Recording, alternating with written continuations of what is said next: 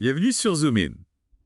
Aujourd'hui, on va se pencher sur l'histoire de Venise, Ah, Venise, une ville qui... sérénissime. Oui, c'est ça qui a commencé comme un refuge. Hmm, Pour ceux qui fuyaient les invasions barbares. exactement au siècle. Oui. Alors que l'Empire romain s'effondre. Hmm. Des populations fuient les invasions barbares et elles cherchent refuge dans les lagunes. Dans les lagunes. Oui, un environnement hostile, marécageux. Et paradoxalement, Oui. cet environnement va devenir un atout, D'accord. puisqu'il va protéger Venise des envahisseurs. C'est vrai, c'est comme si la géographie de Venise avait forgé sa destinée. Absolument. Et c'est dans ce contexte si particulier que Venise va s'organiser, Oui, devenir une puissance maritime et commerciale. tout à fait d'abord. Hmm. Venise va s'affirmer face à l'Empire byzantin, Oui. dont elle dépendait au départ. Hmm. Profitant de sa position stratégique Oui. et de ses compétences maritimes, elle va devenir un acteur incontournable du commerce. Entre l'Orient et l'Occident. Exactement. Le commerce, c'est vraiment le moteur de l'ascension de Venise, Oui. n'est-ce pas?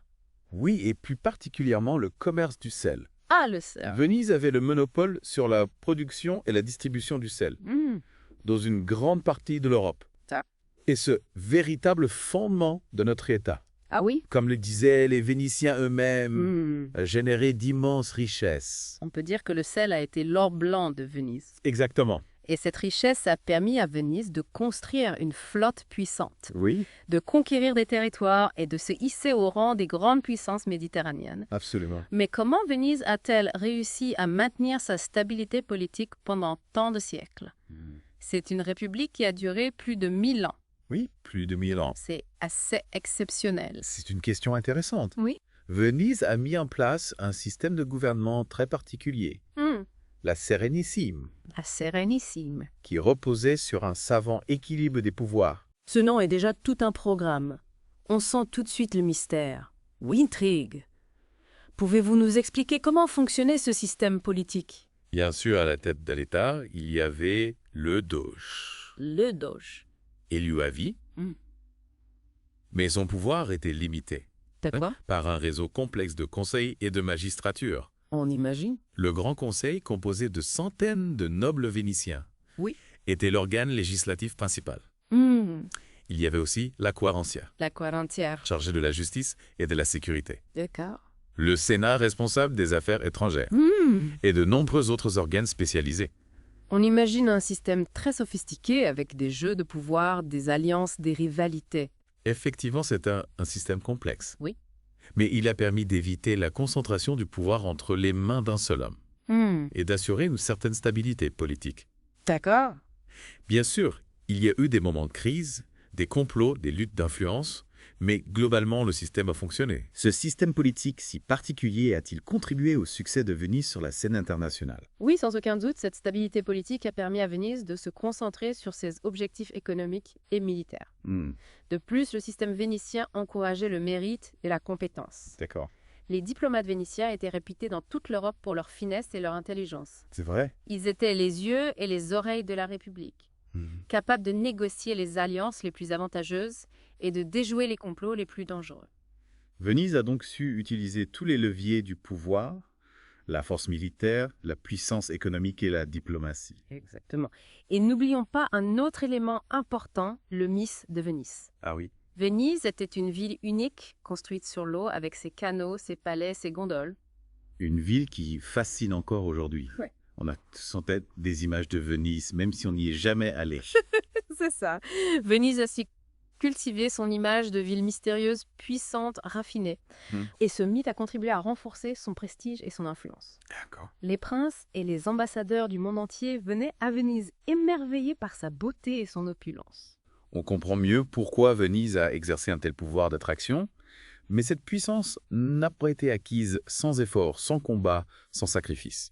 On va justement parler de cela dans la suite de notre exploration de l'histoire de Venise. En effet, l'histoire de Venise est jalonnée de défis et de conflits.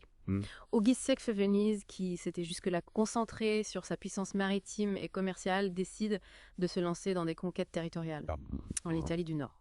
Venise change donc de stratégie. On imagine que ça a dû avoir des conséquences importantes. Tout à fait. Venise abandonne sa neutralité traditionnelle pour s'impliquer directement dans les affaires italiennes. D'accord. Elle utilise notamment les condottieri, Les condottieri. Ces capitaines mercenaires qui étaient très répandus à l'époque. C'était un peu comme jouer avec le feu, donc s'appuyer sur des mercenaires, ça pouvait être risqué. Oui, absolument. Les condottieri étaient des soldats de fortune, souvent plus intéressés par leur propre profit que par la loyauté envers leur employeur. Oui. Venise a pris un risque en s'appuyant sur ces hommes. Oui. Et ce risque s'est concrétisé lors des guerres d'Italie. Les guerres d'Italie, c'est une période assez complexe de l'histoire italienne. Oui, c'est une période de conflit incessant entre les différents États italiens, avec des alliances changeantes, des trahisons, des retournements de situation. On l'imagine. Venise se retrouve au cœur de ce tourbillon, confrontée à des ennemis puissants comme le pape Jules II, Ah oui. qui veut la détruire. Jules II contre Venise, on dirait un combat de titans. C'est un peu ça. Jules II est un pape guerrier, D'accord. ambitieux et déterminé. Il voit Venise comme une menace pour le pouvoir papal. Oui. Et il forme la Ligue de Cambrai. La Ligue de Cambrai. Une alliance qui regroupe la France, l'Espagne, l'Empire germanique. Et d'autres États italiens, tous unis contre Venise. C'est un moment critique pour Venise. Comment s'en sort-elle face à une telle coalition? Contre toute attente, Venise résiste. Grâce à une combinaison de diplomatie habile, de résistance militaire acharnée et un peu de chance, Venise parvient à briser la Ligue de Cambrai. Incroyable. Et à survivre à cette menace existentielle. C'est une victoire incroyable. Mais on imagine que ces guerres ont dû laisser des traces. Oui, bien sûr, ces guerres ont été coûteuses. En vies humaines et en ressources financières. Elles ont si affaibli Venise sur le plan international. Mais malgré ces difficultés, Venise connaît une période de grand rayonnement culturel et artistique. Au XV siècle. Absolument. On pense à la Renaissance italienne, à l'essor de l'imprimerie. Venise devient un centre majeur de la Renaissance. Attirant des artistes comme Bellini, Titien, Tintoret, la ville se pare de palais magnifiques, de chefs-d'œuvre architecturaux. L'imprimerie se développe rapidement à Venise avec des figures comme Aldemanus, qui invente le livre de poche. Ah oui. Venise devient un foyer intellectuel et artistique incontournable. C'est un paradoxe. Non, Venise est en guerre. Elle est menacée, mais elle rayonne sur le plan culturel. Oui, c'est un paradoxe. Mais c'est aussi un témoignage de la vitalité de Venise, de sa capacité à créer et à innover même dans des circonstances difficiles. Mais cette période faste ne va pas durer éternellement, on le sait. Venise va connaître un déclin inexorable. Quels sont les facteurs qui ont précipité ce déclin?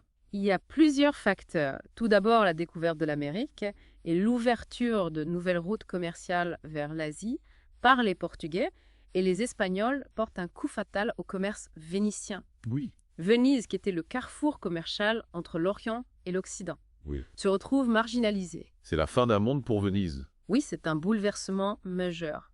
Et comme si ça ne suffisait pas, Venise est confrontée à la montée en puissance de l'Empire ottoman. Les Ottomans conquièrent Constantinople en 1453. Puis s'étendent progressivement dans les Balkans et en Méditerranée orientale, menaçant directement les possessions vénitiennes. Venise se retrouve donc prise en étau entre la concurrence des nouvelles puissances maritimes européennes et la menace ottomane. Exactement. Et malgré une victoire éclatante à la bataille de Lépante en 1570, où Venise joue un rôle clé dans la coalition chrétienne qui vainc la flotte ottomane. Venise ne parvient pas à enrayer son déclin. Elle perd progressivement ses territoires en Méditerranée. Ses routes commerciales sont menacées et ses finances sont exsangues. C'est le début de la fin pour l'Empire vénitien. Oui, Venise entrait dans une longue période de déclin ponctué de guerres coûteuses, d'épidémies de peste dévastatrices et de crises politiques. La sérénissime République, autrefois si puissante et si fière, n'est plus que l'ombre d'elle-même. Une fin triste et mélancolique pour une cité qui avait connu tant de gloire. Oui, c'est une fin tragique, mais l'histoire de Venise ne s'arrête pas là. Même dans son déclin, Venise continue d'inspirer.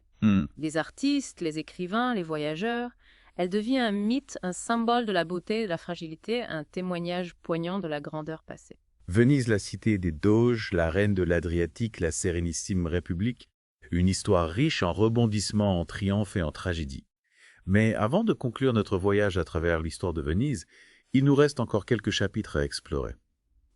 On a vu comment Venise, après des siècles de puissance et de prospérité, a entamé un déclin inexorable. Oui! Mais comment cette chute s'est-elle finalement produite? Eh bien, le coup de grâce a été donné par Napoléon Bonaparte. Napoléon? En 1714. Ses armées envahissent l'Italie et mettent fin à la République de Venise après plus de 1000 ans d'existence. La fin d'une époque.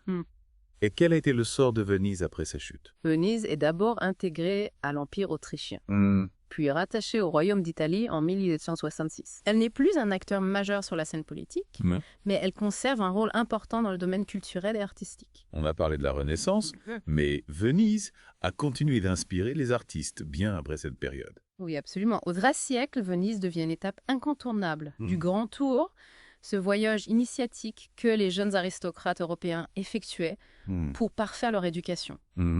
Venise, avec sa beauté unique, son atmosphère romantique, ses fêtes et ses spectacles, exerce une fascination particulière sur les artistes et les écrivains.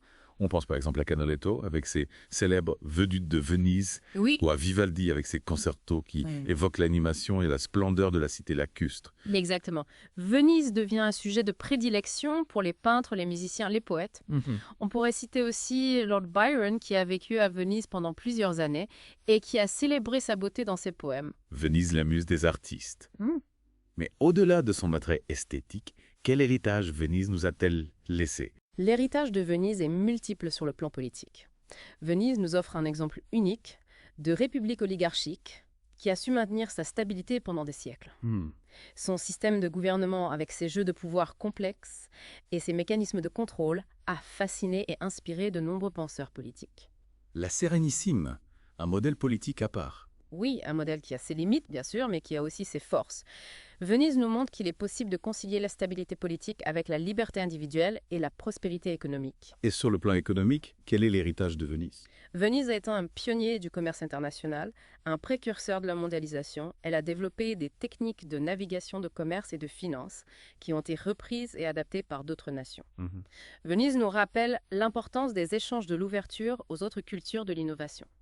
Venise, une ville ouverte sur le monde, un carrefour des cultures, une passerelle entre l'Orient et l'Occident. C'est une belle image.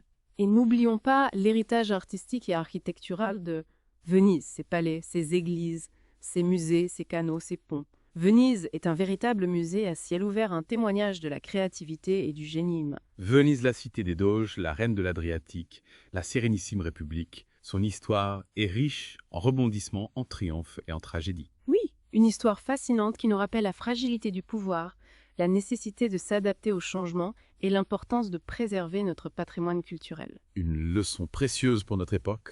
Merci beaucoup pour ce voyage passionnant à travers l'histoire de Venise. Avec plaisir. À bientôt pour une nouvelle découverte.